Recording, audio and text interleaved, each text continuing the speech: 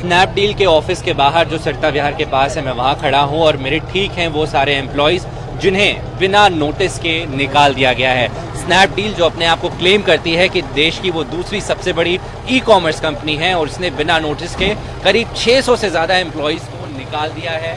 और क्या कुछ कहना है इन एम्प्लॉयज़ का, क्या वजह दी है कंपनी ने, ये उनसे ही पूछते हैं।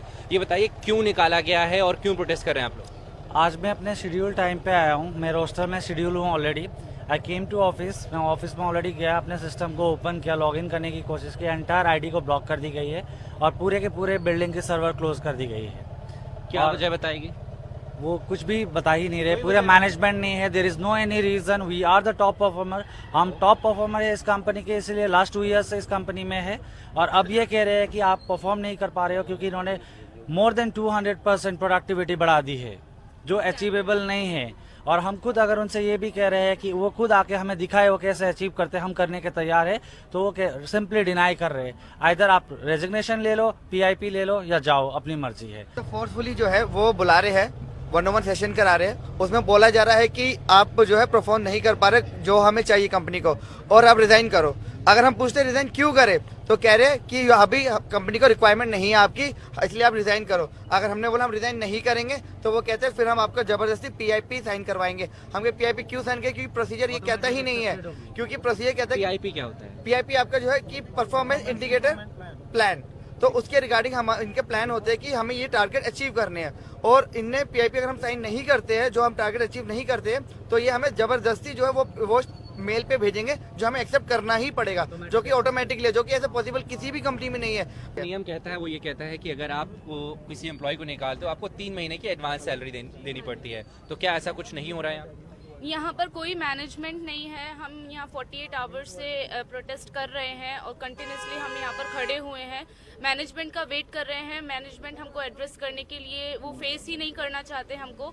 बट अगर ये एज पर पॉलिसी बोल रहे हैं कि स्टैंडर्ड्स हाई हो गए हैं और प्रोसेस इम्प्रूवमेंट प्लान वो हमको इशू करना चाहते हैं, उसके पहले भी एक प्रोसीजर होता है जिसमें 2 वार्निंग लेटर दिए जाते हैं एम्प्लॉय को। उसके बाद ही वो प्रोसेस इम्प्रूवमेंट प्लान इशू कर सकते हैं किसी भी एम्प्लॉय को, as per law, as per company policy.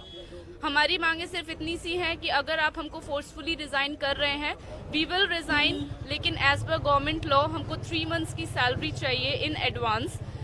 Still हम, जैसा कि मैंने आपको बताया, 48 आवर्स से हम वेट कर रहे हैं, मैनेजमेंट का वेट कर रहे हैं। अगर हम नेगोशिएट करने के लिए भी तैयार हैं कि हमको ठीक है 2 मंथ्स की सैलरी इन एडवांस दे दीजिए, we will be happily going from there, leaving the premises. आज हमको फोर्सफुली प्रीमाइसेस से बाहर निकाला गया है, थ्रेटन किया गया है कि आप यहाँ से निकलिए, अदरवाइज लाठी चार्ज कर दिया जाएगा। तो क्या लाठी चार्ज हुई यहाँ पर आप लोग? नहीं, लाठी चार्ज नहीं हुई, बट उन्होंने कुछ नोटिस लगाया है गेट पे कि यहाँ से तुम बाहर निकलो with in half an hour. नहीं तो वो हमें हाफ एन आवर का टाइम दिया, उसके बाद उन्होंने ये बोला कि वो अपने तरीके से निकालेंगे। तो अब आप लोग क्या करने वाले हैं? आप आगे की क्या रणनीति? तो उसकी रिगार्डिंग हमारी रणनीति ये है कि कल हम ओखला जाएंगे, जो हमारा B238 हमारा रजिस्टर्ड ऑफिस है, हम वहाँ पर जाएंगे। और वहाँ पर HR मैनेजमेंट, क्योंकि हम 48 घंटे, जैसा कि बताया मेरी कलीग ने, यहाँ पर कोई भी मैनेजमेंट हमें पॉजिटिव रिस्पॉन्स नहीं दे रहा है, तो हम ओखला जाएंगे B238, वहाँ पर जाके हम प्रोटेस्ट करेंगे, उनसे पूछेंगे और अपना हक मांगेंगे, जो कि कानूनी तौर पर और इंडिविजुअली अगर देखा जाए तो पूरा जायज़ है। तो जितने भी एम्प्लॉयज़ हैं उनका सवाल यही है कि किस वजह से उनको निकाला गया है। और कुणाल बैल जो कि CEO हैं इस कंपनी के, ये दावा करते रहे हैं, स्टार्टअप इंडिया में भी उन्होंने दावा किया था कि देश की दूसरी सबसे बड़ी ई कॉमर्स कंपनी है और बहुत बेहतर कर रही है। पर उसके बाद इस तरह के स्टेप क्यों लिए जा रहे हैं? अगर उनकी कंपनी बहुत बेहतर कर रही है और ई कॉमर्स में जैसे ग्रोथ बताई जा रही है, उसके बाद अगर इस तरह के नज़ारे या इस तरह के परिणाम देखने को मिलेंगे, तो शायद बाकी जो जितने भी लोग हैं जो ई कॉमर्स की तरफ अपना करियर देखते हैं, तो उन्हें एक बार फिर से सोचने की जरूरत पड़ेगी। नई दिल्ली से कैमरामैन विवेक के साथ मैं राहुल बाली, न्यूज़ वर्ल्ड इंडिया।